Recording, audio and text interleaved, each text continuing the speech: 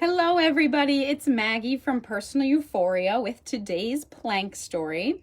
Another long one. This is going to be a long plank, so you might want to change up planks, take a break, come back into it. All right, but I will set the timer. The clock starts now.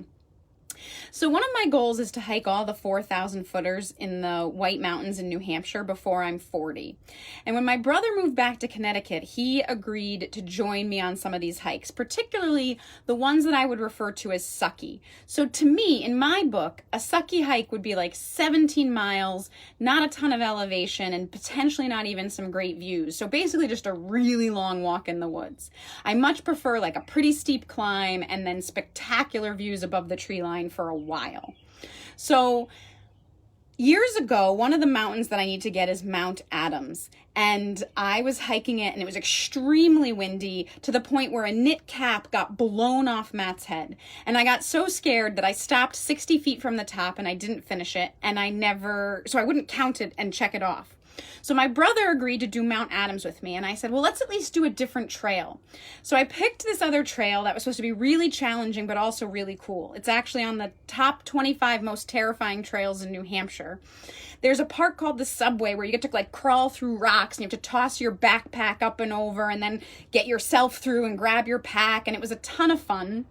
We were having a great time.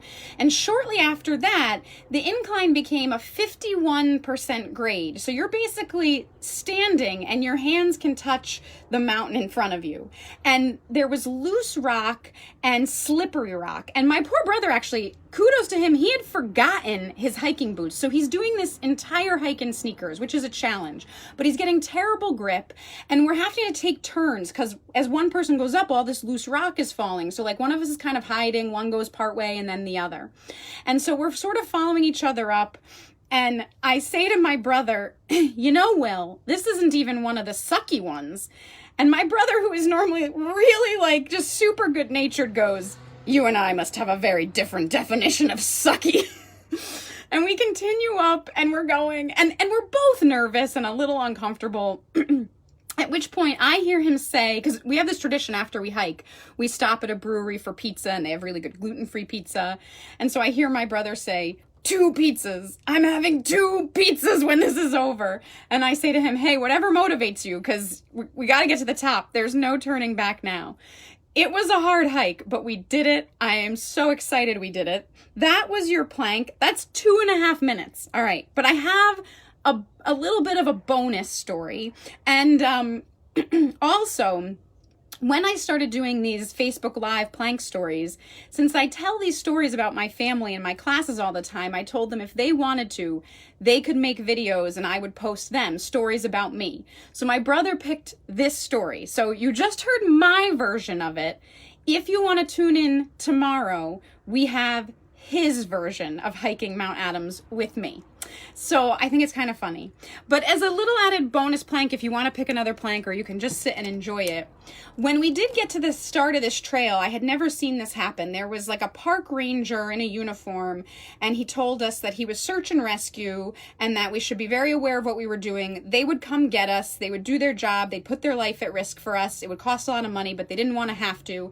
And he said to us, so if you get at a point where you don't think you can handle it, turn back. And at the time, on the mountain, when we were at that really steep grade, I had said to my brother, like, I don't think the park ranger was right. Like, turning back now would be more dangerous. I think his advice should have been like, if you get nervous, if you get uncomfortable, if things get difficult, stop, take a breath, plan your next steps, support each other.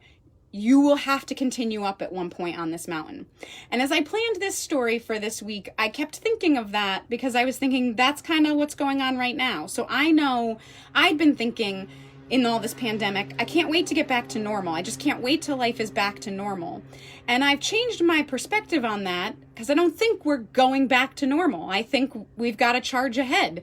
And in that, we've got to maybe stop and plan out what our new future is. And we've got to support each other. We don't just get to turn back on life because it got tough. So I sort of thought it was a fitting story. But again, definitely tune in tomorrow for my brother's version of what it is like to hike a mountain with me. All right, have a great day and keep moving.